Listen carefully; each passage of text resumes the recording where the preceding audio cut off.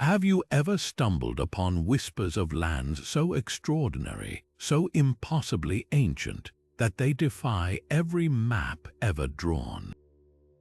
Places where the sun never sets, where giants walked the earth, and where civilizations thrived long before history as we know it began. Hidden in the faded ink of medieval manuscripts, tucked behind the warnings of explorers who vanished without a trace, lies a secret the world has tried to forget: the forbidden maps that point to realms like Hyperborea, a paradise lost to time. These aren't just myths scribbled in the margins. They're fragments of something far stranger, stories too persistent to dismiss, too detailed to ignore. Picture this: a land where the air hums with golden light, where rivers flow with the nectar of immortality, and where time itself moves differently. The ancient Greeks whispered of Hyperborea as a place beyond the north wind, untouched by sickness or old age. Norse sagas spoke of Thule, a mist-shrouded utopia at the edge of the world. But here's what chills the spine: these legends aren't isolated.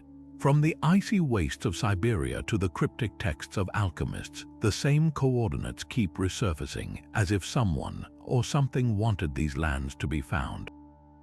Yet every attempt to reach them ends in riddles, vanished expeditions, maps that crumble to dust, and warnings etched in languages no one can fully decipher. This is where the real mystery begins. Why would so many cultures, separated by oceans and centuries, describe nearly identical places? And why were these maps declared forbidden, hidden away by kings and scholars who feared what they might reveal? Today, we're pulling back the veil on history's most tantalizing enigma. We'll traverse frozen labyrinths, decode the symbols left by secret societies, and follow the trails of those who dared to seek the truth. Somewhere between myth and reality, between the lines of forbidden texts and the echoes of long-dead explorers, lies a secret that rewrites everything we thought we knew. The question isn't just whether these lands exist, it's what happens if we find them. There's something primal in the human spirit that refuses to accept the idea that every corner of our world has been charted, every secret uncovered. We're drawn to the edges of maps not just out of curiosity, but because these blank spaces whisper of possibilities. What if there's more? What if history got it wrong? This isn't just idle daydreaming. From the earliest cave paintings to the golden age of exploration, we've left behind breadcrumbs of our obsession with lands that shouldn't exist. Psychologists call it geographical longing, the tug of places we've never seen but feel we somehow remember. It's no accident that cultures worldwide describe paradise as a distant, unreachable realm, whether it's Avalon's misty shores or Shangri-La's hidden valleys. These stories aren't just fantasies, they're mirrors reflecting our deepest yearnings for escape, transcendence, and answers to questions we're barely brave enough to ask. Forbidden maps crank this allure to dizzying heights. Unlike ordinary charts, they're not just tools, they're temptations. Take the case of the Vinland Map, a parchment that supposedly showed Norse settlements in North America centuries before Columbus. When it surfaced in the 1950s, it sparked frenzied debate. Was it proof of forgotten voyages or an elaborate hoax? Either way, the controversy itself reveals the power these documents hold. They don't just point to locations, they dangle the thrill of rewriting history. And that's precisely why authorities from medieval popes to modern governments have burned, banned, or locked them away. Knowledge is control, and a map to Hyperborea isn't just directions, it's a key to a door that was never meant to be opened. Treasure hunters chase gold, but the real prize hidden in these myths is far stranger. The alchemist John Dee risked his reputation searching for Hyperborea's wisdom of the ancients. The Nazis sent expeditions to Tibet seeking proof of an Aryan homeland in the ice. Even today, billionaires fund private archaeological digs in Antarctica, hunting for echoes of lost civilizations. The pattern is undeniable. Where maps are forbidden, someone believes there's something worth hiding. Maybe it's the promise of immortality, like the fountain of youth that drove Ponce de Leon. Or perhaps it's the chilling possibility that these lands weren't just lost, they were removed from our records deliberately. After all, the only thing more unsettling than a blank spot on the map is one that's been erased. So why does this fascination endure? Because these legends are more than stories. Their challenges every account of Hyperborea, every smuggled fragment of an antique atlas is a gauntlet thrown down by history itself. They ask us, how well do you really know your world? And more importantly, how much are you willing to risk to find out? The Greeks called it Hyperborea, literally beyond the north wind, a realm so radiant, so removed from ordinary existence that even the gods were said to envy its splendor. Imagine a place where Apollo himself spent the winter months, where the sun blazed for 6 months without setting, and where the inhabitants lived for 1,000 years in perfect health. This wasn't just another mythical paradise. Ancient writers like Pindar and Herodotus described it with startling specificity. A circular island surrounded by towering mountains, its fields abundant with golden wheat that required no sowing, its people gliding through the air on winged chariots. The Hyperboreans weren't merely human. They were described as giants, their bodies radiating light, their wisdom so profound they communicated through song rather than speech. What's fascinating is how consistent these accounts are across centuries. Diodorus Siculus claimed the Hyperboreans worshipped in a colossal temple shaped like a sphere, where the moon appeared unnaturally close. Pliny the Elder wrote of a blessed race untouched by war or disease, their days filled with music and feasting. Even more intriguing, these weren't vague campfire tales. The Greeks insisted Hyperborea was real enough to send annual gifts, their offerings wrapped in wheat straw, passed from tribe to tribe until they mysteriously vanished into the north. Some historians believe these rituals hint at actual trade routes, perhaps linking to amber-rich Baltic coasts or even the nomadic Scythians, whose gold artifacts eerily match descriptions of Hyperborean craftsmanship. But pinning down its location is where the mystery deepens. Ancient texts place it past the known world somewhere beyond the Riphean Mountains, a chain often associated with the Urals or the Carpathians. Medieval cartographers like Gerardus Mercator later plotted it as an Arctic continent encircled by 4 rivers, a detail suspiciously similar to modern satellite images of Greenland's glacial fjords. Then there's the climate paradox. How could a land of eternal sunshine exist in the frozen north, unless, as some researchers speculate, Hyperborea wasn't always Arctic? Geological evidence suggests Earth's poles have shifted multiple times, with parts of Siberia once lying in temperate zones. Could Hyperborea have been a real civilization swallowed by ice when the world tilted? The most haunting question isn't where, but why these stories persist. From the Celtic otherworld to the Hindu Uttara Kuru, cultures worldwide describe a northern utopia of enlightened beings. The Norse believed in Thule, a land where the air itself had healing properties. Siberian shamans still speak of a hidden valley where the ancestors dwell. These parallels suggest something deeper than coincidence, a cultural memory, perhaps, or fragmented knowledge of an advanced society lost to time. Even today, expeditions scour the Arctic for ruins, from the strange megaliths of Russia's Kola Peninsula to the eerie City of the Gods rumors near Mount Narodnaya. Whether Hyperborea was a physical place or a metaphor for humanity's lost golden age, one thing is certain: its legend refuses to fade. The North still whispers, and the maps, however forbidden, still beckon. Among the most enigmatic artifacts ever discovered, the Piri Reis Map shatters conventional understanding of human history. Drawn in 1513 by the Ottoman admiral and cartographer Piri Reis, this fragment of a larger world chart depicts coastlines with impossible precision, including what appears to be the continent of Antarctica, centuries before its official discovery. But here's the twist: the landmass is shown without ice, as if the mapmaker had access to knowledge of the continent from a time when its shores were free of glaciers. How could a 16th century navigator have known details that modern sonar mapping only confirmed in the 20th century? The implications are staggering.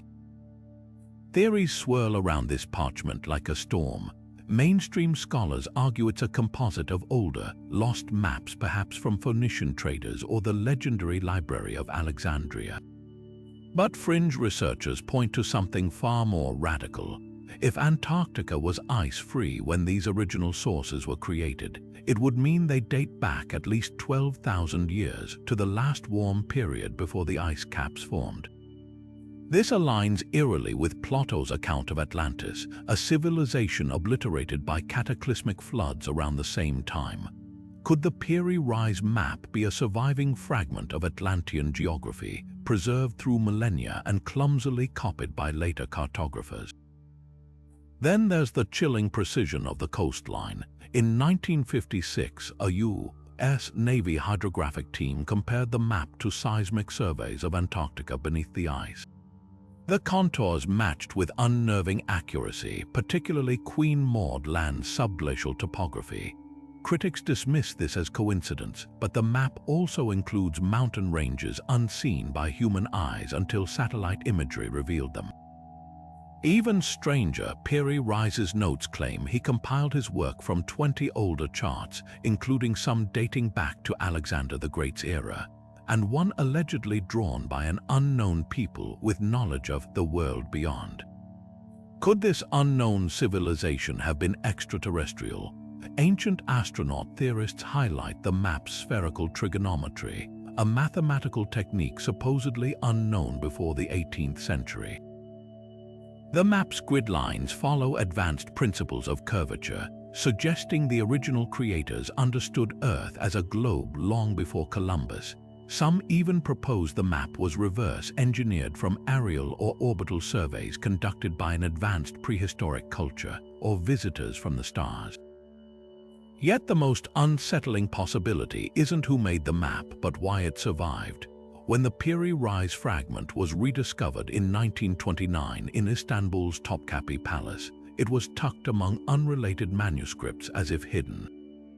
Ottoman sultans were known to collect forbidden knowledge, from alchemical texts to prophecies of doom.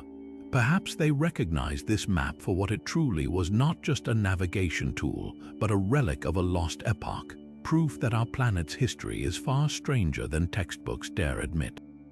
The real mystery isn't whether the Piri Reis Map is authentic. It's whether we're ready to confront what its existence implies about the forgotten chapters of human civilization. The controversy surrounding the Piri Reis Map isn't just about what it shows. It's about how we interpret the gaps in our own understanding of history. Mainstream archaeologists argue that the map's so-called impossible accuracy is a mix of coincidence and creative license. They point to the fact that Piri Reis himself noted he'd stitched together fragments from older sources, some of which were likely based on sailor lore or misinterpreted sketches. For example, the landmass assumed to be Antarctica might actually be the distorted coastline of South America, a region Ottoman traders had documented but never fully mapped. Without the precise longitudinal measurements we take for granted today, early cartographers often stretched or rotated landmasses to fit their parchment. What looks like Antarctica could simply be a misaligned Patagonia, its jagged edges exaggerated by centuries of copy errors, but conspiracy theorists aren't convinced.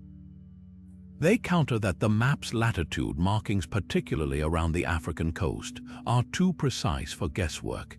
In 2001, a team of researchers used digital overlays to compare the map's grid with modern projections. The alignment was off by less than half a degree, a margin of error that defies the crude instruments of the 1500s. This has led some to propose that Piri Reis had access to advanced astronomical data, possibly preserved from ancient civilizations like the Egyptians or Babylonians. There's even a fringe hypothesis that medieval scholars inherited fragments of knowledge from a pre-flood society, one that mapped the world before ice sheets rearranged it. The debate takes a darker turn when examining the map's omissions. Piri Reis included fantastical creatures and cryptic notes about burning mirrors and metal birds, sparking theories that he was referencing lost technology. Yet mainstream historians dismiss these as decorative flourishes common to maps of the era. The real smoking gun, they argue, is the map's glaring absence of the Pacific Ocean, a mistake no advanced civilization would make. Despite the skepticism, the map's allure endures because it taps into a deeper unease, that human history might be a patchwork of forgotten truths. Every time a scholar dismisses it as a lucky guess, another expedition scours Antarctica for ruins. The Piri Reis Map is more than parchment, it's a Rorschach test for how we view the past. Do we see artistry or evidence? The answer might depend on how comfortable we are with the idea that our ancestors knew more than we've dared to imagine. The Vinland Map surfaced in 1957 like a time capsule from the shadows of history. Its fragile parchment depicting coastlines that shouldn't have existed on any European map until centuries later.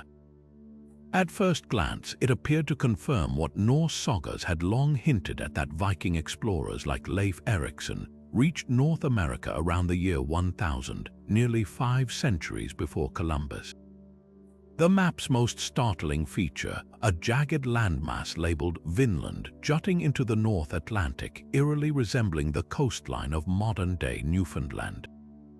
But from the moment it was unveiled, the map ignited a firestorm of debate that still rages today. Is this fragile document the smoking gun of pre-Columbian contact, or an elaborate hoax designed to rewrite history? The controversy begins with the ink. In 2002, forensic scientists at University College London made a startling discovery. The map's ink contained traces of anatase, a titanium dioxide compound not used in medieval pigments but common in 20th century inks. Critics seized on this as proof of forgery, arguing that someone had meticulously crafted the map to deceive. But defenders of the map's authenticity counter with a fascinating twist. Medieval blacksmiths sometimes produced anatase as a byproduct of forging iron tools. Could the ink have been contaminated by a quill dipped in well water near a smithy? The jury's still out, but the ink debate reveals something crucial: forgery or not. The Vinland Map forces us to confront how little we truly know about medieval materials. Then there's the parchment itself. Radiocarbon dating places the vellum between 1420 and 1440, roughly the right era for a Norse-derived map. But here's where it gets murky. The map's wormholes align perfectly with those in a 15th century book it was once bound with, suggesting they shared a history. Yet some scholars argue the holes were deliberately punched to create that illusion. The map's Latin inscriptions add another layer of mystery. Phrases like Vinlanda Insula use grammatical forms rare in medieval texts but common in modern academic Latin. It's as if the map's creator knew just enough about the past to imitate it, but not enough to fool the experts. What makes the Vinland Map so tantalizing isn't just its potential to rewrite history, it's the psychological puzzle it presents. Why would anyone forge such a thing? If it's a 20th century creation, was it meant to glorify Scandinavian heritage or to cash in on the booming market for antiquities? Or perhaps it's a genuine medieval document that's been clumsily altered, its true origins obscured by time. The map's most vocal detractors include Yale University, which owns the artifact but has quietly distanced itself from claims of authenticity. Meanwhile, Norwegian researchers point to faint etchings beneath the ink, possible draft lines that suggest a medieval cartographer's hand at work. The truth might lie somewhere between artifact and artifice. Even if the Vinland Map is a forgery, it echoes real history. In 1960, archaeologists uncovered Viking ruins at Elant's Oaks Meadows in Newfoundland, proving the sagas weren't just fiction. The map's Vinland aligns almost perfectly with that site, raising an eerie possibility. Could the forger have had access to now-lost Viking charts?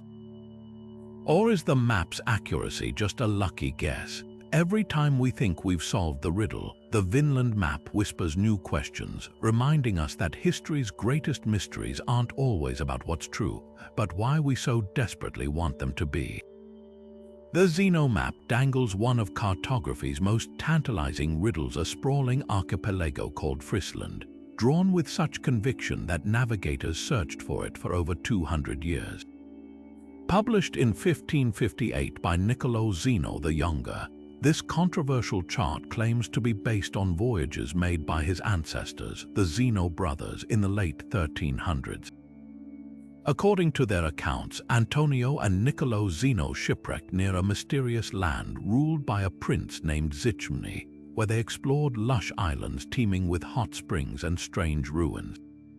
The map that emerged from these adventures shows Friesland as a massive landmass south of Iceland, complete with bays, rivers, and settlements, yet no such place exists.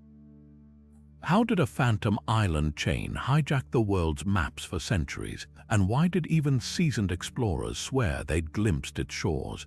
Digging into the Zeno brothers' letters reveals layers of intrigue. Their narratives describe battles with sea monsters, encounters with woolly pygmies, and a lost city submerged in the northern seas, details that sound like pure fantasy. Yet the map's influence was undeniable. For generations, mariners from Bristol to Bergen reported spotting Friesland's foggy cliffs, and cartographers like Mercator dutifully included it in their atlases.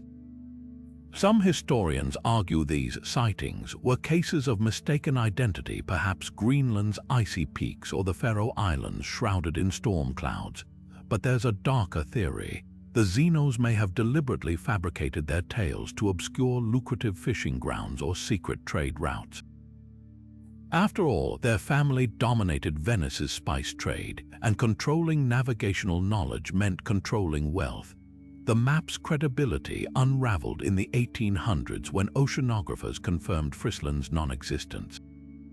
Yet the mystery took a twist in 2012 when marine archaeologists discovered medieval Norse structures off the coast of Newfoundland, evidence that the Zenos might have garbled real Viking expeditions into their tall tales. Even stranger, the map's outlines of Estatiland and Drogeo bear uncanny resemblances to Labrador and Nova Scotia, suggesting the brothers had access to Norse sailing logs now lost to time. Was Friesland a cartographic game of telephone, blending half-remembered sagas with intentional deception? What lingers isn't just the question of whether the Zeno map was a hoax, but why it felt so believable. Phantom islands like Friesland, High Brassel, and Antalya thrived on the edges of maps because they filled psychological gaps, places where the unknown could still be wondrous. Sailors needed monsters and miracles to make sense of the ocean's vast indifference. The Zeno map, then, is more than parchment and ink. It's a mirror reflecting the human hunger for discovery, even when the discoveries themselves slip like mist through our fingers. Plato's tale of Atlantis isn't just another myth. It's a detailed account that feels less like a fable and more like a history lesson gone rogue. In his dialogues Timaeus and Critias, written around 360 BCE, the philosopher describes a colossal island empire beyond the Pillars of Hercules, what we now call the Strait of Gibraltar. Atlantis wasn't some vague paradise. It was a technological marvel with concentric rings of canals, towering statues of gold, and a capital city built from a mysterious red and black stone. Its people commanded energy sources beyond fire, wielded weapons that could shatter mountains, and eventually grew so corrupt that the gods drowned their civilization in a single day and night of earthquakes and floods.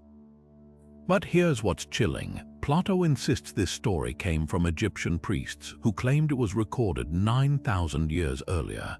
That would place Atlantis's destruction around 9,600 BCE, a time when most of humanity was still hunting mammoths with spears. The moment you start mapping Plato's clues, things get eerie. He gives exact dimensions. Atlantis was larger than Libya and Asia combined, with a central plain 300 miles long. Modern satellite surveys reveal a submerged landmass off Morocco's coast, the Spartel Bank, that matches this description almost exactly.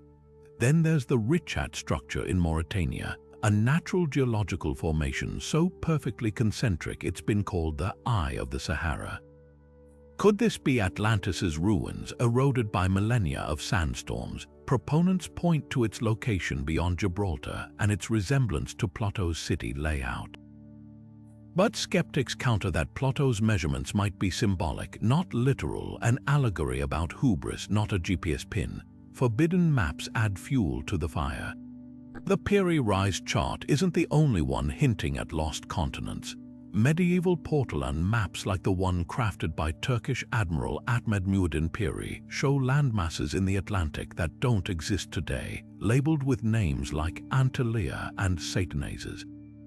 Could these be garbled memories of Atlantis? Even more provocative are the claims of Charles Hapgood, a historian who argued in the 1960s that ancient mapmakers had access to pre-glacial knowledge.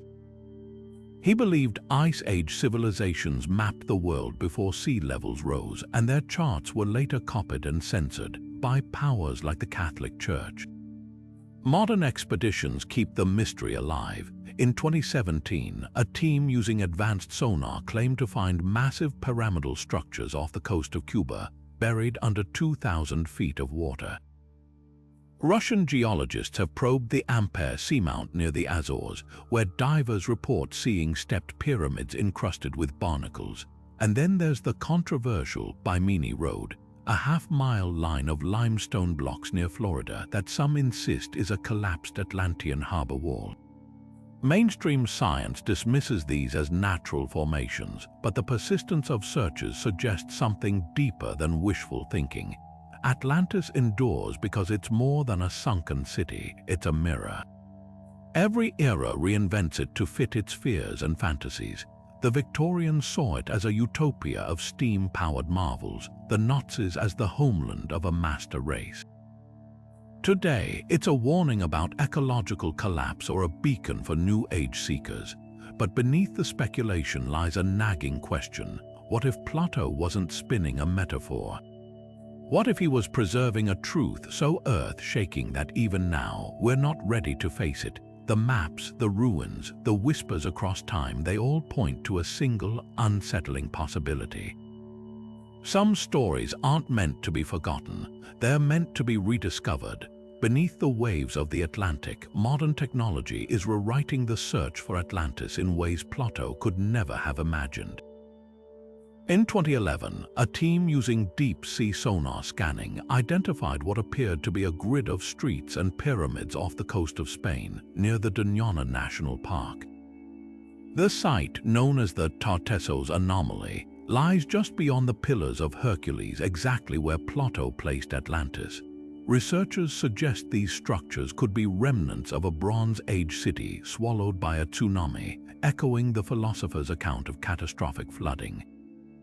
But here's the twist. Sediment cores from the area reveal a massive tidal wave did strike the region around 1500 BCE, coinciding with the collapse of several Mediterranean civilizations.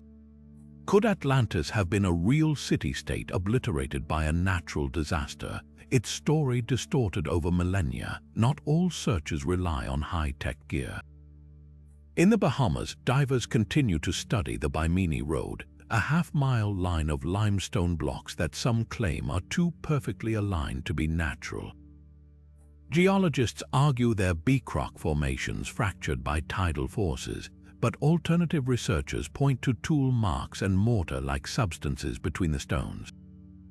Meanwhile, off the coast of Cuba, sonar images captured by oceanographer Paulina Zalitsky in 2001 revealed symmetrically arranged megaliths at depths of over 2,000 feet, far below where human civilization was thought to exist.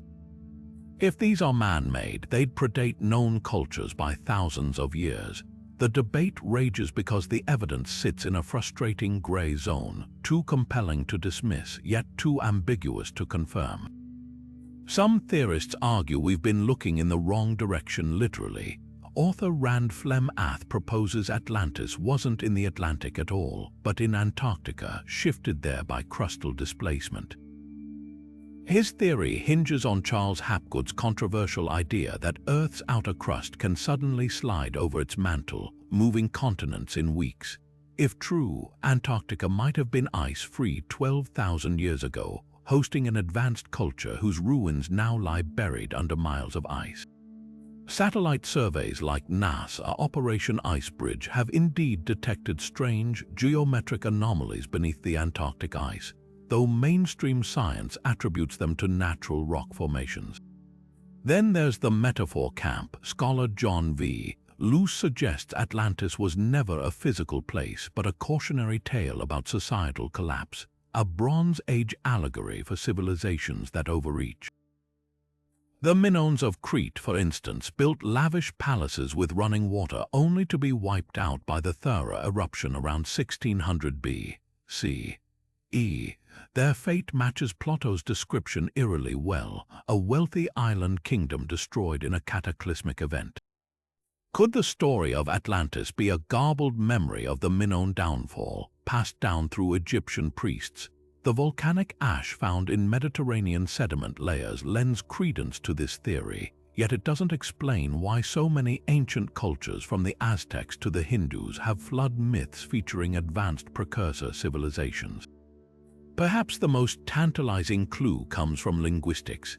In the Berber languages of North Africa, the word Atlant means water, while Anti translates to be lost.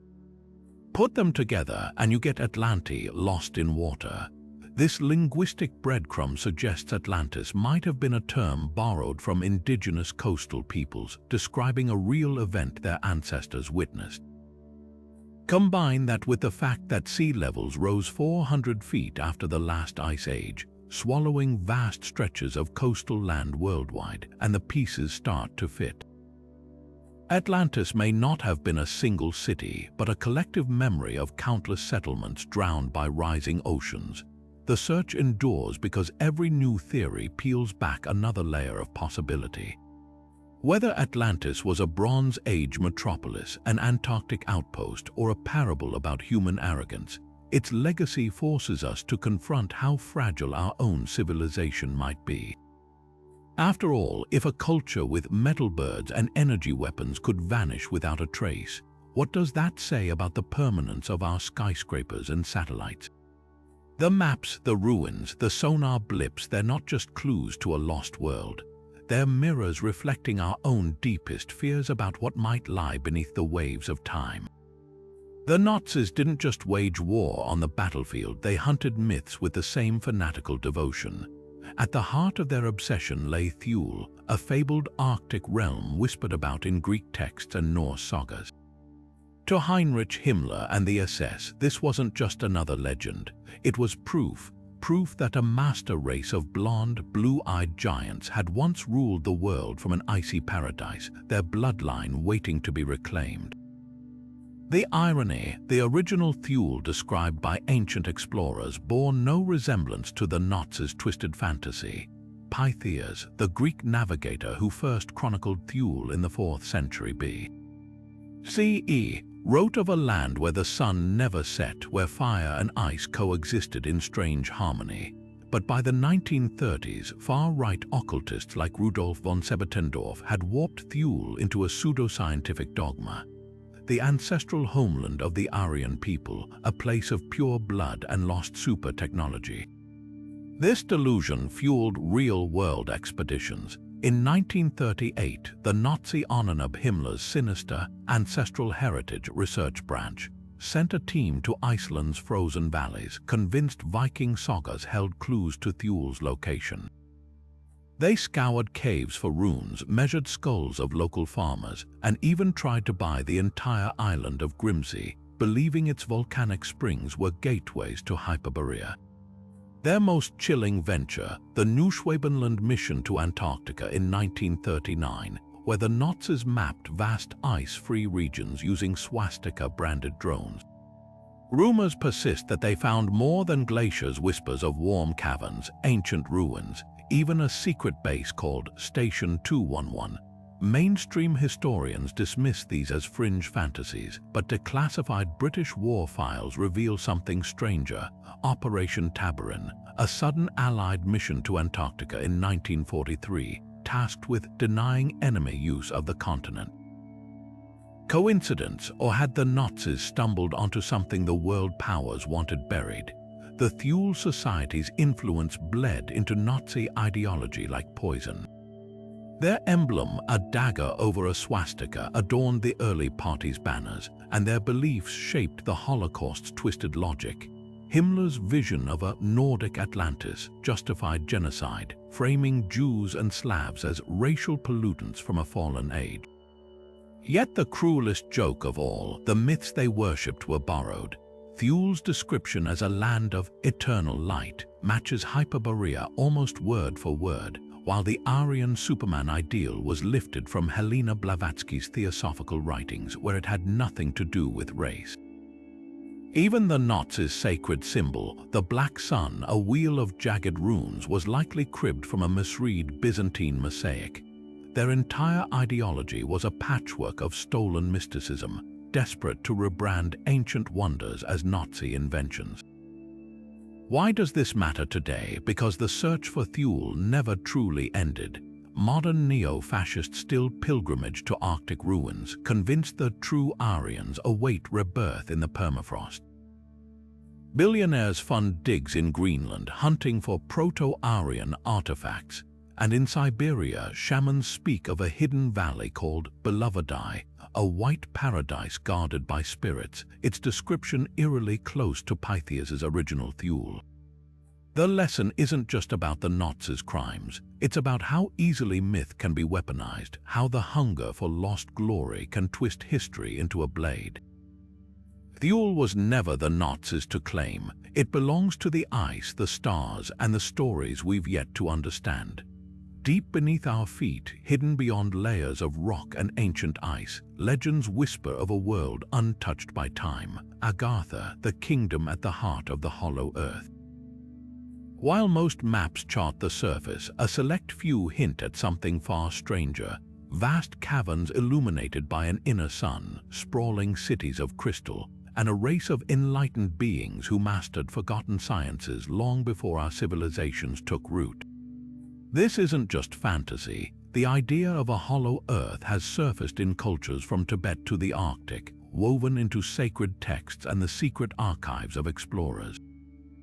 Tibetan monks speak of Shambhala, a hidden sanctuary beneath the Himalayas where sages guard wisdom that could reshape the world. Meanwhile, Inuit elders describe tunnels beneath the polar ice where ancestors still walk, warmed by rivers of liquid fire. The modern obsession with Agartha began in the 19th century, when eccentric scientists like John Cleves Sims Jr. claimed the poles held gaping entrances to this inner realm. Sims even petitioned the U.S. Congress to fund an expedition, insisting that the aurora borealis was sunlight spilling from Earth's core. Though ridiculed, his theories found unlikely allies.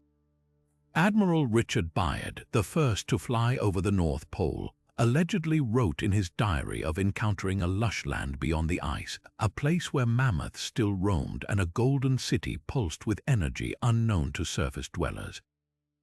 Whether Byrd's accounts were real or myth, they fueled speculation that Nazi expeditions to Antarctica weren't just hunting Thule, but Agartha's southern gateway. Esoteric traditions add another layer to the mystery. Theosophist Helena Blavatsky wrote of Agartha as the last refuge of the Lemurians, a race of giants who fled their sinking continent through subterranean passages. Occult maps from the 17th century depict a honeycomb of tunnels connecting sacred sites from the pyramids of Giza to the caves of Ecuador's Teos, where metallic libraries allegedly hold the secrets of antigravity and eternal life. Even the Rosicrucians hinted at an inner college beneath the Swiss Alps, where initiates learned the lost language of the gods. Science has long dismissed hollow earth theories, but anomalies persist. Seismic studies reveal vast, unexplained caverns deep in Earth's mantle, while satellite data shows peculiar magnetic fluctuations near the poles. Some researchers propose that Agartha isn't a physical place, but a metaphor for humanity's collective unconscious, a symbolic underworld where all knowledge converges. Yet the legends endure, echoing in the whispers of explorers who swear they've heard the hum of machinery beneath the Andes or seen lamps burning in caves no human could have lit. Whether Agartha is a lost civilization or a psychological mirror, one thing is certain: the maps that dare to point downward are the most forbidden of all. They don't just challenge geography, they challenge everything we think we know about the world beneath our feet. Admiral Richard Byard's diary entries read like pages torn from a pulp adventure novel, except they were written by one of the most decorated explorers of the 20th century. According to his disputed accounts, during a flight over the North Pole in 1947, Byard encountered something that defied all logic. His compass spun wildly as his plane descended through a strange, warm mist, emerging into a valley lush with greenery, a place where the sun never set, where mammoths grazed alongside creatures resembling woolly rhinoceroses.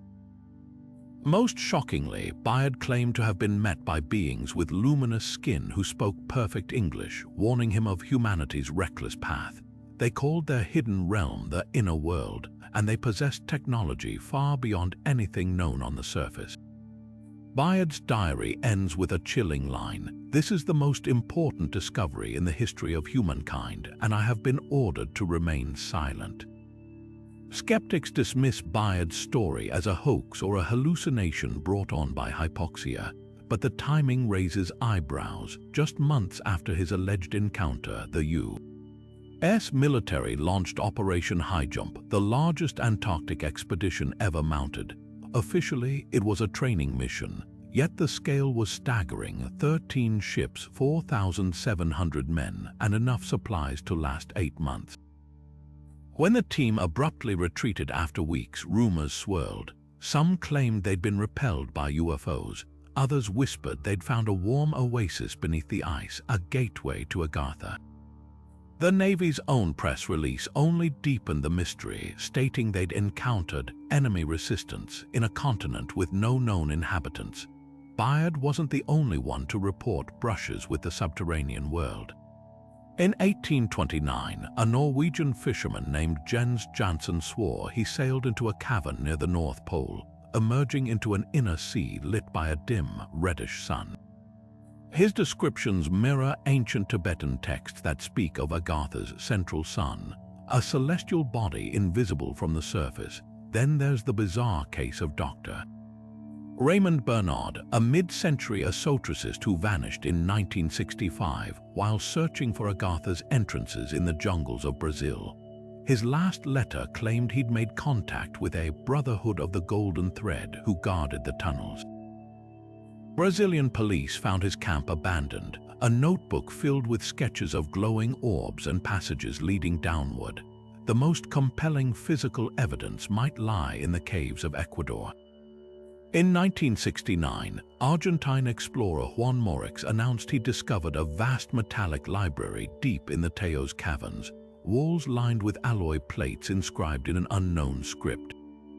Local Shuar tribespeople told Morix of a race of metal men who once mined the tunnels before retreating deeper into the earth. When British engineer Stanley Hall investigated, he found the entrance sealed by what appeared to be a deliberate rockfall. Satellite scans later revealed an extensive network of chambers beneath the area, their purpose still unexplained. Mainstream science chalks these accounts up to misinterpretation. Byard's Green Valley could have been a mirage caused by temperature inversions in the Arctic. The Teos caves might house natural mineral deposits mistaken for artificial walls. But the persistence of these stories across cultures and centuries suggests something more. Tibetan lamas meditate for years to glimpse Shambhala. Turkic shamans speak of Erlik Khan's underworld kingdom, accessible through lakes that act as liquid portals. Even Plato hinted at vast hollows within the earth in his dialogue Phaedo. Perhaps the truth lies in the gaps between geology and legend. modern LiDAR scans have mapped colossal underground voids, like the Sun Dune Cave in Vietnam, large enough to hold skyscrapers. In 2017, scientists discovered a subterranean water reservoir beneath Earth's crust, 3 times the volume of all surface oceans combined. Could these be the distorted origins of Agartha's myths? Or could there be pockets of the planet where the rules of physics bend, where ancient civilizations found refuge as the surface became uninhabitable? The diaries, the sealed caves, the whispers of inner suns, they all point to a tantalizing possibility. The greatest exploration isn't outward to the stars, but inward to the worlds we've been told don't exist. The Oera book landed like a bomb in the 19th century, a crumbling manuscript claiming to rewrite the history of Europe from the ground up. Written in a strange dialect of Old Frisian, it purported to be a family chronicle spanning 4,000 years, detailing a lost civilization of seafaring giants who ruled the continent long before the pyramids were built. According to its yellowed pages, this advanced society worshipped a mother goddess named Freya, built megalithic temples now mistaken for Celtic ruins, and possessed knowledge of astronomy so precise they could predict comets centuries in advance. Most startlingly, the book described a catastrophic flood around 2193 B.C.E., an event that drowned their homeland and scattered survivors across Europe, survivors who supposedly seeded cultures from the Etruscans to the Vikings. Mainstream scholars wasted no time declaring it a hoax. Linguists pointed out the text's odd mix of archaic and modern Frisian words, while historians scoffed at its anachronisms, like referencing medieval trade routes in prehistoric times. The book's sudden appearance in 1867, just as European nationalism was surging, made it especially suspect. Critics accused its supposed discoverer, Cornelis over de Linden, of forging it to glorify Dutch heritage.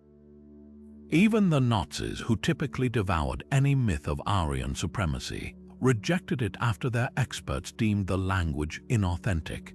For over a century, the Oera book was relegated to the fringe, a curious footnote in the history of pseudo-history. Yet the manuscript refuses to fade into oblivion.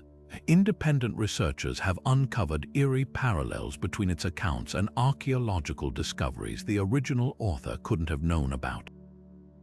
The book describes Frisian sailors using a calendar system based on lunar cycles, a practice later confirmed by Bronze Age artifacts found in the Netherlands. It mentions a great temple at the island of Texel, where modern sonar scans have revealed submerged stone structures dating back 4,000 years. Then there's the flood narrative, which aligns with geological evidence of a massive North Sea inundation around 2200 B.C.E., an event that reshaped Europe's coastline. The most compelling argument for the book's potential authenticity lies in its strangeness. If it were a hoax, why include such bizarre, unverifiable details? The text speaks of starwalkers who taught the Frisians navigation, of flying machines called vimanas centuries before Hindu texts described similar craft. It even references a lost metal called copper mix that could bend light, a detail that sounds suspiciously like modern fiber optics. These elements don't serve any obvious nationalist agenda. They make the book harder to believe, not easier. Perhaps the truth lies somewhere between hoax and fragmented memory. Folklorists note that Frisian oral traditions do speak of a sunken land called Aldland, and genetic studies confirm an ancient migration from the drowned Doggerbank region. Could the Oera book be a garbled compilation of real ancestral stories, pieced together by a 19th century amateur with more patriotism than rigor? Its defenders argue that dismissing it outright is just as unscientific as blindly accepting it. After all, Troy was once considered a myth until Schliemann dug it up. What makes the book truly fascinating isn't whether it's real, but why it unsettles the establishment so deeply. It challenges the neat timeline of human progress, suggesting that forgotten cultures might have grasped concepts we consider modern. It dares us to consider that history isn't a straight line, but a palimpsest, a parchment where old writing bleeds through the new. In a world obsessed with carbon dating and peer review, the Oera book is a rogue wave, reminding us that some truths, however improbable, refuse to sink. While Atlantis haunts the Atlantic, its Pacific counterpart, the lost continent of Mu, holds an equally hypnotic grip on explorers and dreamers. The legend traces back to 19th century traveler Augustus Le Plongeon, who claimed to decipher Mayan texts describing a colossal landmass that once stretched across the Pacific before vanishing beneath the waves. But it was British occultist James Churchward who transformed Mu from a whisper into a phenomenon. In the 1920s, Churchward published a series of books asserting that he'd uncovered ancient tablets in India, revealing Mu as the original cradle of civilization. According to his translations, this was no primitive society. Mu boasted 60 million inhabitants, crystal-powered cities, and flying machines called Vimanas millennia before the Wright brothers. Its destruction came in a single cataclysm, earthquakes and volcanic fire swallowing the continent whole, leaving only scattered islands like Easter Island as tombstones. Churchward's vision of Mu wasn't just grandiose, it was suspiciously detailed. He mapped the continent with modern precision, placing it roughly between Hawaii, Easter Island, and the Marianas Trench. He described its political structure, religious rituals, even the breed of domesticated elephants its citizens supposedly rode. Yet for all his specificity, Churchward never produced the original tablets he claimed to have found. Critics accused him of cobbling together half-understood glyphs from Mesoamerica and India, weaving them into a tapestry of pure fantasy. Even his staunchest defenders couldn't explain why no other scholar had ever encountered these mysterious tablets. Geology delivers the bluntest rebuttal to Mu's existence. The Pacific Ocean floor is primarily basalt, a dense volcanic rock that forms Earth's crust. Unlike continents which float on tectonic plates made of lighter granite, there's no mechanism for an entire landmass to sink without leaving traces. Satellite gravity scans show no submerged continental shelves where Mu supposedly lay, just the expected oceanic plate. Worse for the myth, the Pacific's island chains like Hawaii and Tahiti are volcanic hotspots, born from magma punching through the crust, not remnants of a drowned world. When researchers carbon-dated coral samples from alleged Mu ruins near Yonaguni, Japan, they found natural sandstone formations carved by currents, not human hands. Yet Mu endures because it taps into a deeper truth about human memory. Across the Pacific, cultures share eerily similar flood myths. The Maori speak of Hawaii, a homeland lost to the sea. Indigenous Australians sing of a time when the Torres Strait was dry land. Even the Rapa Nui of Easter Island described their ancestors fleeing a sinking country.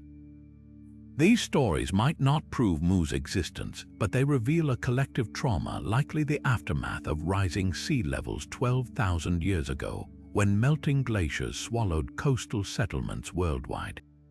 The real Mu may have been dozens of islands and coastal villages, their names and stories blurred into a single legend by time. What makes Mu so seductive isn't just the idea of a lost paradise, but the lingering question it poses. How much of our past has been erased? Churchward's fantasies aside, the Pacific holds genuine mysteries, like the Nan Madol ruins in Micronesia, a city built on artificial islands with stones weighing 50 tons. Or the underwater road off Bora Bora, its perfect right angles defying easy geological explanation. Mu might not have been a continent, but the ocean's depths still guard secrets we're only beginning to fathom. Perhaps the truth lies not in proving Mu's existence, but in understanding why we so desperately need it to be real. The idea that Mu's influence stretched across oceans to shape the pyramids of Egypt and the temples of the Maya is one of history's most audacious claims, but is there any substance to it? Proponents of the Mu hypothesis point to uncanny architectural resemblances. the stepped pyramids of Mesoamerica, the ziggurats of Mesopotamia, and even the terraced tombs of ancient Japan. They argue these structures share a common blueprint, one too precise to be coincidence. Some go further, tracing linguistic echoes like the word ma, appearing in both Polynesian and Egyptian languages, where it variously means land, mother, or sacred. Churchward himself insisted that symbols found in Indian temples matched those of the Maya, proof of a shared heritage from Mu's mother culture. But mainstream archaeologists counter with a simpler explanation: parallel development. Humans, when faced with similar challenges, honoring gods, marking time, asserting power, often arrive at similar solutions. Pyramids aren't evidence of a lost super-civilization. They're just the most stable way to build tall without steel. The controversy sharpens when examining artifacts. In the 1960s, a carved stone slab dubbed the Fuente Magna Bowl was discovered in Bolivia, covered in what some claimed was Proto-Sumerian cuneiform. Mu enthusiasts hailed it as a smoking gun, proof that Sumerians, descendants of Mu, had reached South America. But linguists quickly debunked the translations, noting the symbols were a jumble of unrelated scripts, likely carved much later. Similarly, claims that Easter Island's Rongorongo script shares glyphs with the Indus Valley have been dismissed as selective interpretation. When examined side by side, the similarities vanish under scrutiny. The problem isn't just faulty comparisons, it's a pattern of seeing connections where none exist, a kind of historical pareidolia. Yet the cultural argument persists, fueled by tantalizing but ambiguous evidence. Take the story of Viracocha, the white-bearded god of the Incas who arrived from across the sea, teaching agriculture and masonry before vanishing. To some, this mirrors accounts of Osiris in Egypt or Quetzalcoatl in Mesoamerica, a cultural memory of Mu's enlightened emissaries. But anthropologists point out that bearded figures aren't uncommon in indigenous art, and flood myths exist in nearly every culture because floods happen nearly everywhere. The real irony: many proofs of Mu's influence rely on colonial-era misinterpretations. Early European explorers, unable to believe native peoples could erect monumental structures, invented narratives of outside influence, myths that Mu theorists unwittingly recycled. The most damning critique comes from genetics. If Mu were the mother culture, its diaspora would have left a detectable genetic trail across continents. But DNA studies show Polynesians share ancestry with Southeast Asians, not Egyptians or Maya. The sweet potato, once cited as evidence of trans-Pacific contact since it's native to the Americas yet found in Polynesia, turns out to have floated across on its own, carried by ocean currents. Even the famed Kon-Tiki expedition, which proved Polynesians could have sailed to South America, didn't prove they'd come from a sunken continent, just that they were unparalleled navigators.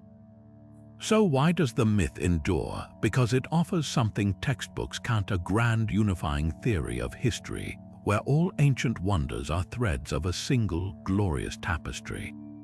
It's seductive to imagine a world where Easter Island's Moe, Egypt's Sphinx, and India's Vimanas are fragments of a greater whole. But the truth might be even more remarkable. Human ingenuity didn't need a lost civilization to spark it. From the jungles of Cambodia to the deserts of Peru, cultures rose independently, each brilliant in its own way. Mu's greatest legacy isn't as a historical reality, but as a mirror reflecting our longing for connection, a reminder that even in our diversity, we're bound by the same restless curiosity to explain where we came from. Long before Lemuria became a New Age buzzword, it was born from the cold, hard logic of Victorian science. In 1864, British zoologist Philip Sclater noticed something strange: fossils of lemur-like primates had been found not just in their modern home of Madagascar, but scattered across India and Africa. At a time when continental drift was unknown, this distribution made no sense. Sclater proposed a radical solution: a sunken land bridge spanning the Indian Ocean, which he named Lemuria after the furry creatures it supposedly connected. For decades, paleontologists embraced the idea. German biologist Ernst Haeckel even suggested Lemuria as the cradle of humanity, theorizing it hosted the missing link between apes and humans. Maps in scientific journals confidently charted this lost continent, treating its existence as fact rather than speculation. The cracks in this theory began showing as geology advanced. When Alfred Wegener proposed continental drift in 1912, Lemuria's land bridge became unnecessary. India's lemur fossils could be explained by its ancient collision with Asia. By the 1930s, plate tectonics buried the hypothesis for good. But here's where things get fascinating. Lemuria didn't vanish, its shape shifted. Occultists like Madame Blavatsky seized on the discarded theory, weaving it into Theosophy's cosmic history. In her book The Secret Doctrine, Blavatsky reimagined Lemuria as the homeland of a gelatinous, third-eyed race who communicated telepathically and coexisted with dinosaurs. Suddenly, a failed scientific theory became scripture for spiritual seekers. Tamil nationalists added another layer. Ancient Sangam literature describes Kumari Kandam, a vast southern continent lost to the sea where the first Tamil civilization flourished. When Lemuria's map overlapped with these legends, activists fused them, claiming modern science validated their cultural memory. Temples in Chen, I now display murals of submerged Tamil cities on Lemuria's plains, blending geology, myth, and identity politics into an irresistible narrative. Today's Lemuria is a kaleidoscope of these influences. Psychics channel its priests in meditative visions. UFO hunters claim its ruins lie off California's coast, pointing to underwater rock formations near Catalina Island. Even mainstream media can't resist when researchers discovered a microcontinent fragment dubbed Mauritius beneath the Indian Ocean in 2013. Headlines screamed, "Lost Lemuria found." The truth, Mauritius is a sliver of crust, not a paradise, but that's the magic of Lemuria's legacy. It reminds us that even the hardest science can't kill a good story, especially one that offers a mirror to our deepest yearnings for connection, origin, and forgotten glory. The Tamil people of southern India have carried the memory of Kumari Kandam in their songs and stories for thousands of years. A vast continent that once stretched from Madagascar to Australia, home to an advanced civilization before the ocean swallowed it whole. Unlike the vague myths of many lost lands, Tamil Sangam literature describes Kumari Kandam with startling specificity. A thriving kingdom with bustling ports, towering academies, and a language so refined it was said to contain the essence of divinity itself. Ancient texts like the Silapadikaram speak of three great Tamil Sangams, or literary academies, that flourished there before cataclysmic floods forced survivors to relocate to present-day India and Sri Lanka. The first two Sangams, they claim, vanished beneath the waves, taking with them entire epics and scientific treatises. Only fragments of the third survived enough to seed Tamil culture as we know it today. What makes these accounts so compelling isn't just their detail, it's their eerie alignment with modern science. Geological studies confirm that sea levels rose nearly 400 feet after the last ice age, submerging vast stretches of the Indian Ocean shelf. The Sunderland landmass, which once connected Southeast Asia to Indonesia, now lies underwater, as does the mythical Adam's Bridge chain of shoals between India and Sri Lanka. To Tamil scholars, these aren't just coincidences. They point to underwater ruins like the sunken city of Pumpuhar, described in Sangam poems as Kumari Kandam's glorious capital. Marine archaeologists have indeed found submerged structures off Tamil Nadu's coast, including stone walls and pottery dating back at least 1,500 years. Not old enough to prove Kumari Kandam's existence, but tantalizing hints that oral traditions might preserve echoes of real drowned settlements. The legend took on new life in the 19th century when British colonizers dismissed Tamil as a derivative of Sanskrit, sparking a nationalist movement eager to prove the language's ancient roots.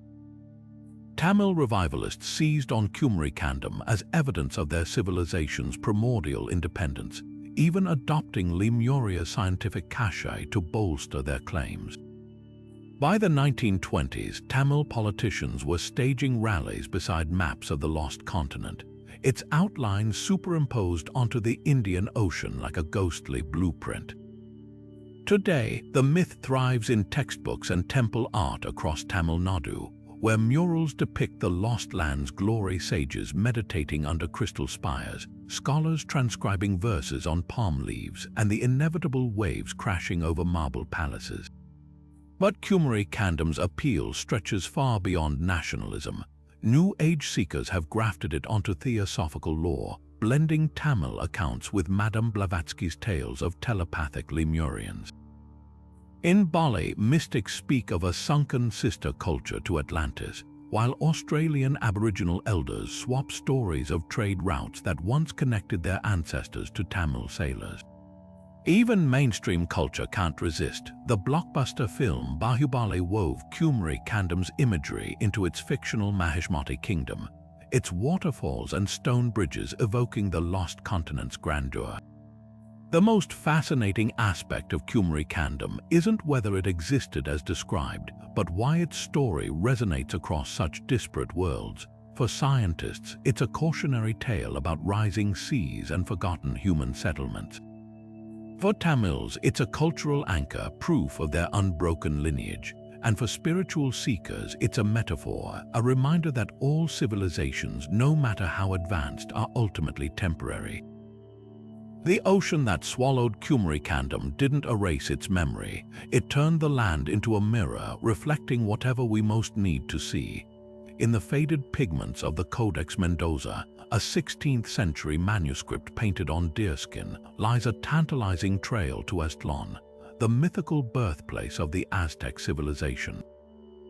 This extraordinary document, created just decades after the Spanish conquest, wasn't crafted by the Aztecs themselves but by indigenous scribes under Spanish supervision.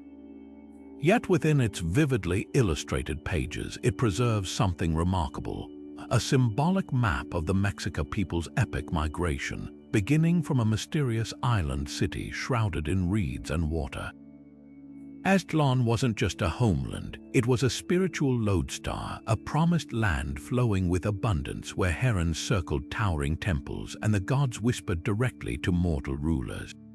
The Codex depicts it as a place outside time, marked by a single glyph, a twisted hill signifying place of whiteness or place of herons, floating in a turquoise expanse. But where was this legendary Aztlan? The search has sparked debates for centuries. Some scholars point to northwestern Mexico, where the Mexica's migration saga began.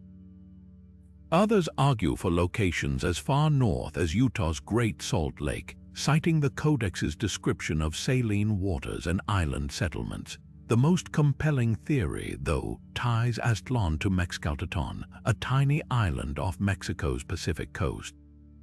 During the rainy season, Mexcalteton's streets flood, transforming it into a mirror of the Codex's reed-choked paradise. Local traditions even speak of a sunken city beneath its waters, echoing Aztec tales of Aztlan's eventual submersion. Yet archaeological evidence remains elusive, leaving Aztlan suspended between geography and myth. What makes Aztlan more than just a historical curiosity is its role as a cultural touchstone. For the Mexica, it wasn't merely a point of origin, it was a divine contract. According to their cosmology, the gods had commanded them to abandon Aztlan's comforts and wander until they found an eagle perched on a cactus devouring a serpent. This prophecy, famously fulfilled at Tenochtitlan's founding, framed their entire identity as a people chosen by destiny. The Codex captures this paradox. Aztlan was both lost and ever-present, a memory of perfection that justified the Aztec Empire's brutal expansion. By mythologizing their humble beginnings, the Mexica transformed themselves from migrants into messiahs. The Spanish, recognizing Aztlan's power, tried to co-opt it. Missionaries claimed the Aztecs were one of the lost tribes of Israel, linking Aztlan to biblical narratives. Later, Mexican revolutionaries would resurrect the symbol, portraying Aztlan as a stolen paradise to be reclaimed from colonial oppressors. Today, Chicano activists in the U.S. invoke it as a metaphor for cultural reconnection, proof that borders can't erase ancestral memory. The Codex, then, isn't just a relic, it's a living map, its pigments whispering across centuries about belonging, exile, and the lands we carry inside us long after they've vanished from the earth. Perhaps Aztlan's true lesson lies in its refusal to be pinned down. Like Hyperborea or Atlantis, it thrives in the liminal space between cartography and longing. Every generation projects its hopes onto that watery island. For archaeologists, it's a puzzle to solve. For poets, a metaphor for innocence. The Codex Mendoza offers no coordinates, only clues: a twisted hill, a heron's wing, a journey begun but never truly ended. In the end, Aztlan may be less a place than a promise that somewhere beyond the edge of the map, there's still a homeland waiting to be found. The story of El Dorado didn't begin as a city of gold, it started with a man covered in it. High in the Andes, the Muisca people of Colombia practiced a ritual so dazzling it burned itself into the minds of conquistadors forever. When a new leader ascended to power, priests would coat his body in sticky resin before blowing gold dust through reeds until he shimmered head to toe, a living god. They called him El Dorado, the Gilded One. After a ceremonial voyage across Lake Guatavita, he'd plunge into its waters, washing away the gold as an offering to the gods. To the Muisca, this was sacred tradition. But when Spanish chroniclers heard fragments of the tale, their greed twisted it into something else entirely, a kingdom where gold paved the streets and emeralds studded the temples. By the 1540s, the legend had morphed into a fever dream. Conquistadors like Gonzalo Pizarro and Francisco de Orellana slashed through jungles, guided by maps scribbled on bark or whispered by captive guides. Some charts showed El Dorado on an island in a mythical lake. Others placed it deep in the Amazon, guarded by warrior women akin to the Amazons of Greek lore. The most infamous of these quests ended in disaster. Orellana's men, starving and delirious, became the first Europeans to navigate the entire Amazon River, all while searching for a city that refused to be found. The cruel irony: El Dorado might have been right under their noses. Modern archaeologists have dredged Lake Guatavita, uncovering gold figurines and jewelry that match Muisca craftsmanship.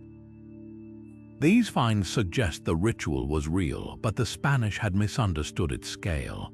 There was no metropolis of gold, just a sophisticated culture with rich traditions. Even the city legends may have roots in truth. The Muisca built terraced settlements like Guatavita, their temples adorned with gold sheets that caught the sun.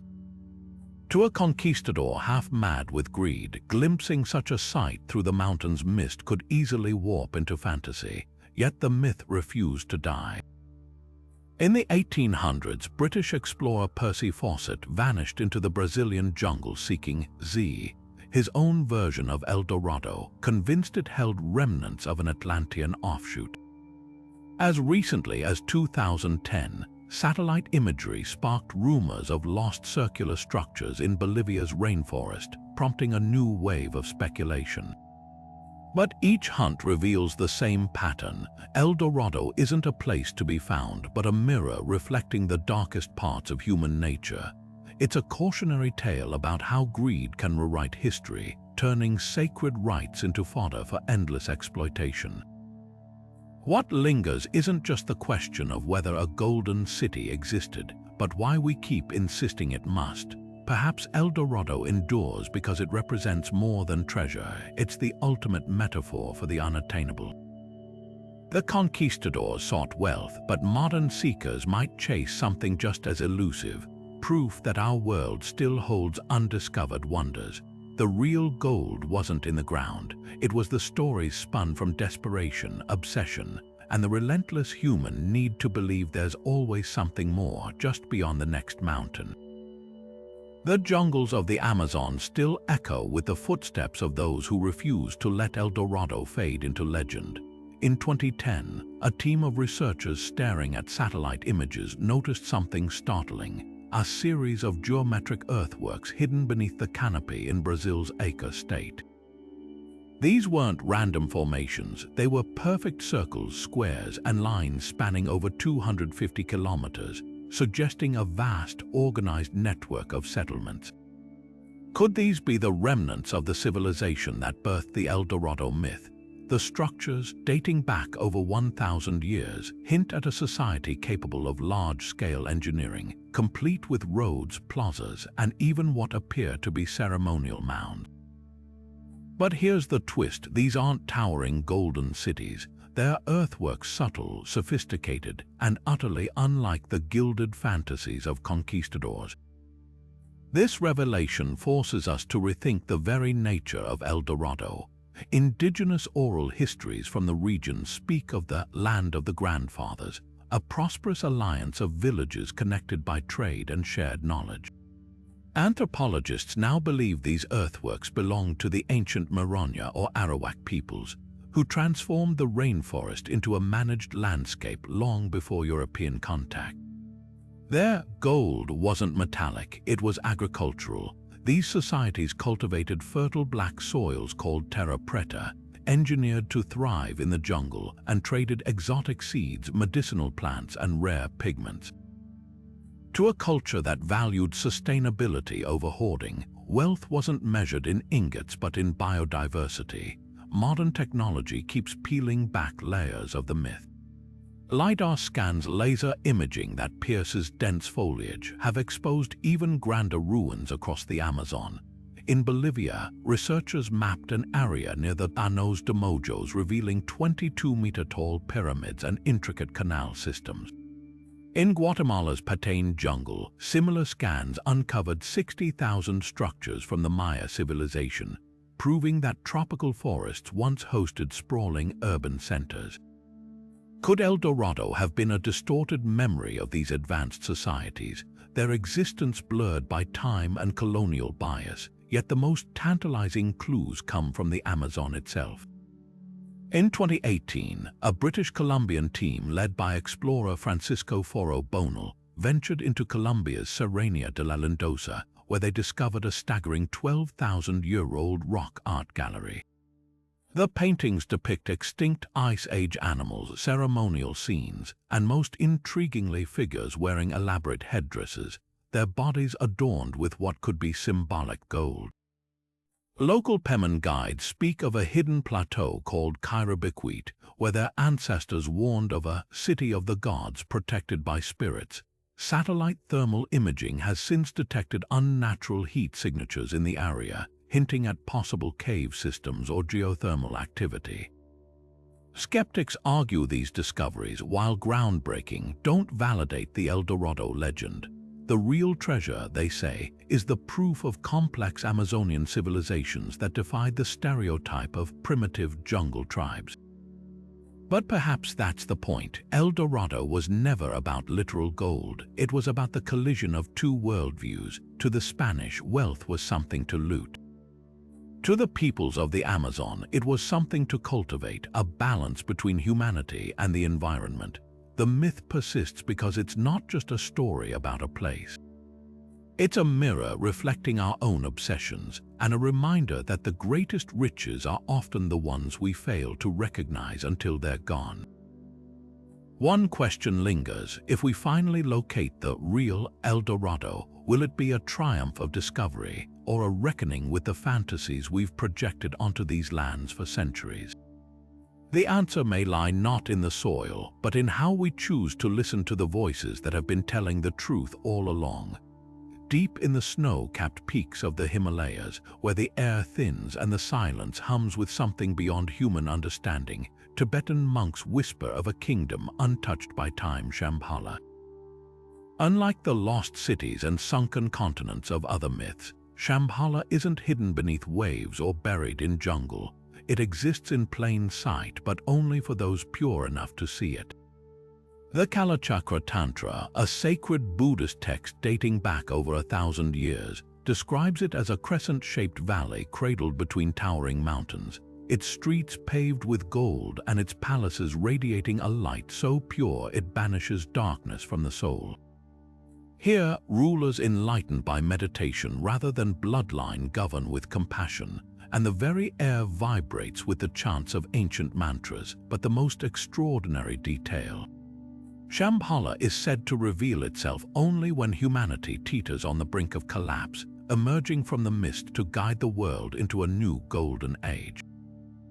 This isn't just spiritual escapism. Shambhala's mythology is woven with startling specificity. Ancient Tibetan scrolls pin its location north of the Sita River, with some interpretations placing it in the remote valleys of the Kunlun Mountains or even the Gobi Desert. The Burn tradition, predating Buddhism in Tibet, speaks of a similar realm called Olmalungring, where sages guard a secret doctrine capable of healing the fractured human mind. What unites these accounts is a shared conviction that Shambhala isn't merely allegory. The 17th century Tibetan king Songtsen Gampo allegedly sent envoys to find it, armed with maps drawn from visions. Even the Dalai Lama has referenced Shambhala as both a physical place and a state of consciousness, blurring the line between geography and enlightenment. Yet the darker irony is how brutally this peaceful ideal has been twisted by those craving its power. In the 1920s, Nazi occultists, already obsessed with Hyperborea and Thule, fixated on Shambhala as the birthplace of the Aryan race. Heinrich Himmler's SS-mounted expeditions to Tibet convinced Tibetan lamas held clues to Shambhala's vril energy, a pseudo-scientific force they believed could fuel unstoppable weapons. Tibetan monks, unaware of the Nazis' genocidal aims, shared fragments of prophecy some claimed too much. The Nazis returned with Thanka's scroll paintings depicting Shambhala's wheel-turning kings, their swastikas perverted into symbols of hate. The cruelest twist, the Kalachakra explicitly warns that Shambhala's warriors will one day annihilate forces of oppression, a detail the Nazis either ignored or arrogantly assumed they could harness. Modern seekers still comb the Himalayas for traces of Shambhala's gates. In 2004, Russian explorer Ernst Moldashev claimed to find a network of subterranean tunnels near Mount Kailash, their walls carved with Sanskrit warnings of the chosen time. Skeptics dismiss such claims as altitude-induced delirium or outright fraud, but the fascination persists. Perhaps because Shambhala's true power lies in its duality, it's both refuge and reckoning. The same texts that describe its sapphire towers also speak of a final battle against greed and ignorance, led by the future king Rodra Chakran. In an age of climate collapse and endless war, the idea of a hidden citadel holding the keys to humanity's salvation isn't just appealing, it's intoxicating. So is Shambhala a place, a prophecy, or a mirror? The answer might be all three. Its enduring allure suggests something fundamental about the human spirit, that even in our darkest eras, we cling to the hope that somewhere, beyond the next mountain pass or within the next meditation, lies a kingdom waiting to remind us who we could become. And perhaps that's the real test of worthiness, not finding Shambhala, but recognizing that its search begins within. Nicholas Roerich's paintings glow with an otherworldly light, Himalayan peaks bathed in prismatic hues, monasteries clinging to cliffs like secrets waiting to be whispered. But this Russian artist-mystic wasn't content to merely capture Shambhala on canvas. He was determined to find it. In 1925, backed by shadowy patrons from Wall Street to the Kremlin, Roerich led an expedition across Central Asia's most forbidding terrain, armed with antique maps and a conviction that Shambhala held the key to humanity's next evolutionary leap. His journey reads like a spy thriller crossed with a spiritual manifesto. One moment, he's deciphering coded messages from Tibetan lamas about the Lord of Shambhala's impending arrival. The next, he's dodging Bolshevik agents who suspected his quest was a cover for counter-evolution. Roerich's own writings blur the line between diary and prophecy, describing encounters with hooded guides who led him to hidden valleys where the air vibrated with chanting no human voice could produce. Rorich's obsession wasn't purely mystical, it was geopolitical. He believed Shambhala's wisdom could birth a new global order, uniting East and West under a banner of sacred socialism. This vision caught the attention of Soviet intelligence, which saw potential in weaponizing spirituality. Documents declassified in the 1990s reveal that Stalin's secret police funded occult research programs, hoping to harness Shambhala's supposed psychotronic energy for mind control. The irony was thick. A kingdom dedicated to peace became a pawn in the Cold War's shadow chessboard. Roerich, meanwhile, grew increasingly disillusioned. His final paintings depict Shambhala not as a physical place but as a swirling vortex of color, a metaphor for the inner transformation required to perceive it. The legacy of this entanglement lingers. Modern Russian elites still flirt with Shambhala's mythology, from oligarchs funding Himalayan digs to Kremlin-linked mystics predicting the age of Shambhala will herald Russia's spiritual dominance. Yet the deeper lesson lies in Rorich's failure. For all his maps and mystic fervor, he never found the Golden Valley, perhaps because Shambhala was never meant to be claimed, only believed in fiercely enough to change the seeker. The kingdom's true power isn't in its coordinates, but in its ability to expose what we're willing to destroy or become in its name. In the quiet archives of Russia's Bashkir State University lies an object that defies easy explanation: the Dashka stone, a massive slab weighing over a ton, its surface etched with lines so precise they form what appears to be a sprawling, three-dimensional map. Discovered in 1999 by physicist Alexander Chovarov, this enigmatic artifact supposedly depicts the Ural Mountains with shocking accuracy, complete with river valleys, plateaus, and even what some claim are artificial structures. But here's the twist. Based on the mineral composition and weathering patterns, Chovarov and his team dated the stone to a staggering 120 million years old. That's a time when, according to mainstream science, humans weren't even a glimmer in evolution's eye. So what exactly are we looking at? A relic of a lost civilization with technology rivaling our own? A Soviet propaganda stunt, or just an extraordinary geological fluke? The case for the Dashka stone's authenticity hinges on its eerie precision. Independent surveys comparing the stone's etchings to modern topographic maps of the Urals reveal a match of over 80%, with contours aligning to within fractions of a degree. Even more baffling are the tiny, glyph-like symbols scattered across its surface, unintelligible markings that some linguists argue resemble a form of hieroglyphic writing. Chovarov himself pointed to the presence of two white, diamond-shaped layers embedded in the stone, which he interpreted as artificial additives, possibly a kind of ancient concrete.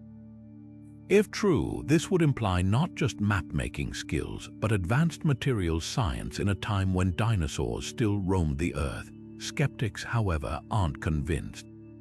Geologists note that the Urals are riddled with unusual sedimentary formations, and the lines on the Dashka stone bear a striking resemblance to naturally occurring selenite veins, crystal-filled fissures that can create grid-like patterns in rock.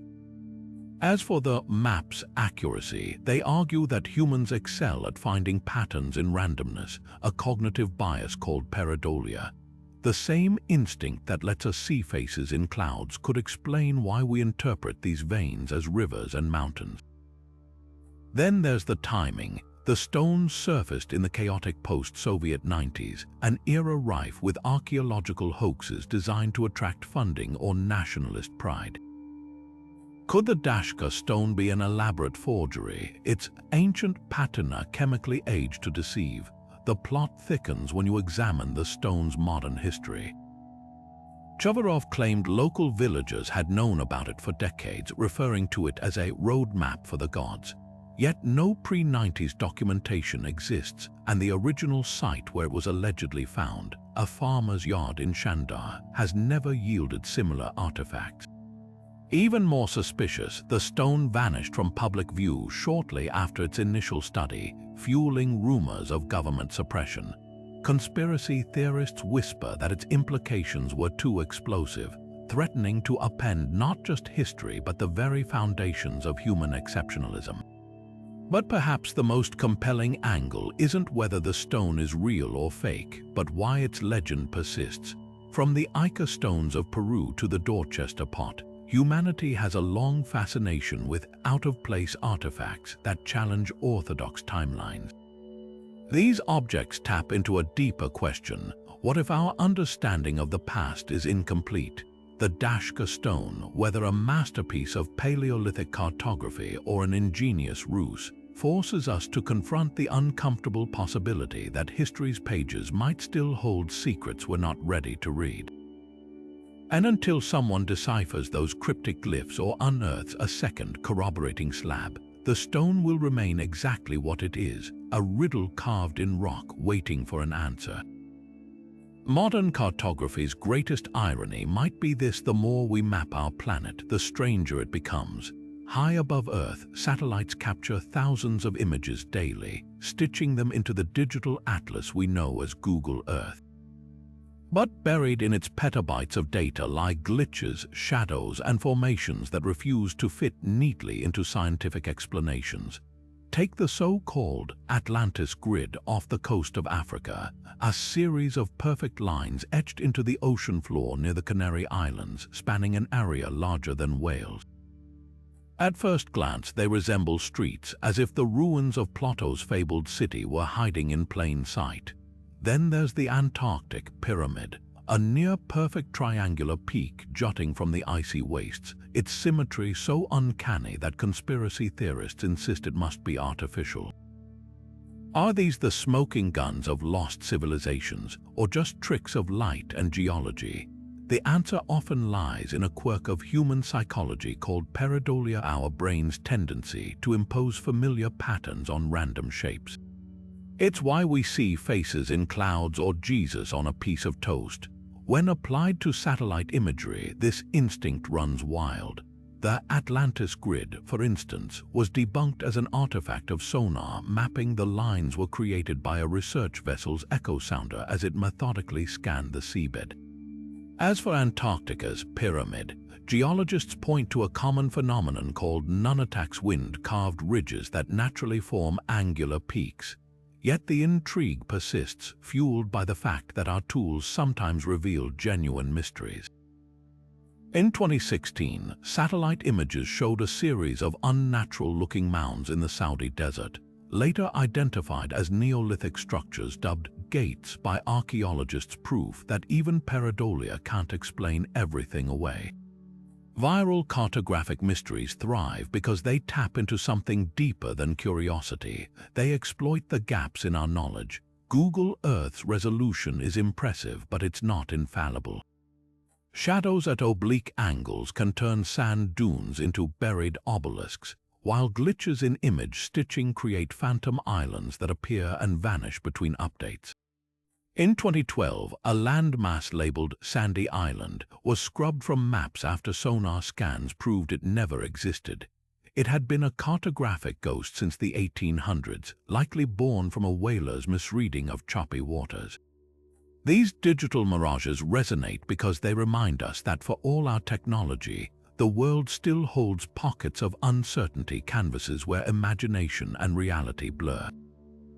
But what happens when anomalies resist easy dismissal? Off the coast of Mexico's Yucatan Peninsula, Google Earth users spotted a submerged circular structure nearly 8 miles wide, its concentric rings mirroring descriptions of Atlantis's capital. Scientists initially dismissed it as a sinkhole until divers found bedrock fractures aligning with the rings, suggesting ancient geological activity. Similarly, in Kazakhstan, strange geoglyphs, large-scale earthworks shaped like squares and crosses, only became visible from space, their purpose still debated. Unlike pareidolia-fueled illusions, these are tangible, if enigmatic, features begging for explanation. The allure of these digital discoveries isn't just about proving myths right, it's about the thrill of the hunt. Platforms like Google Earth democratize exploration, turning armchair detectives into potential Indiana Joneses. when an Italian programmer spotted what looked like a submerged Roman villa off the coast of Sardinia in 2019, archaeologists dove in and found ancient pottery shards nearby.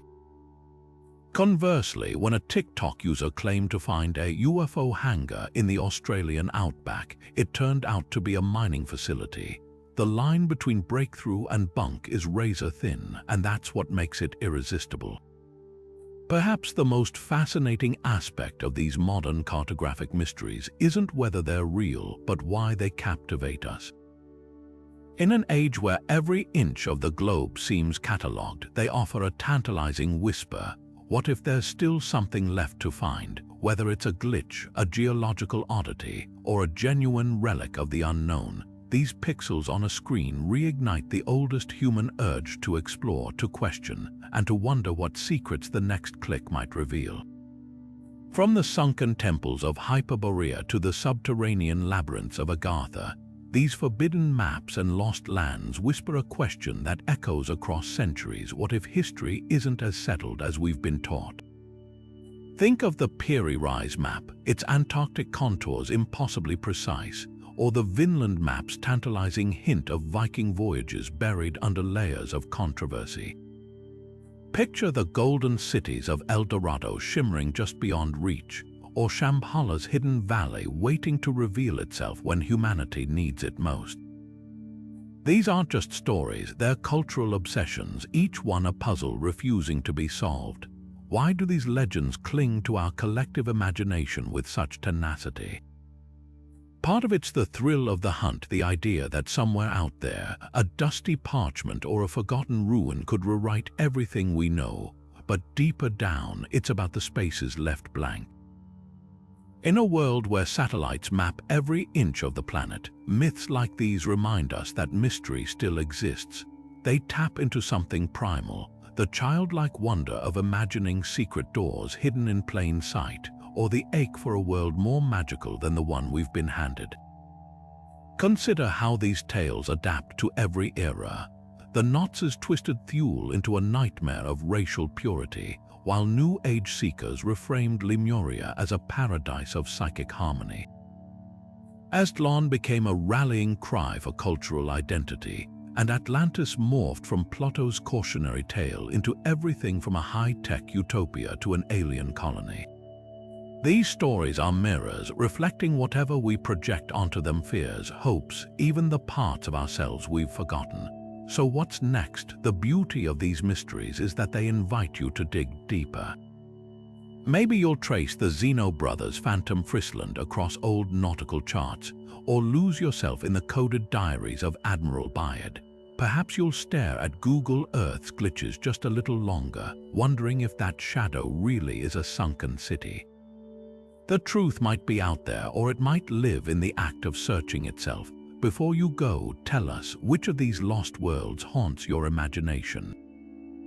Drop your favorite legend in the comments, and who knows, the next great discovery might start with a conversation. After all, every myth begins with someone daring to say, "What if?" And every map, forbidden or not, starts with the courage to explore.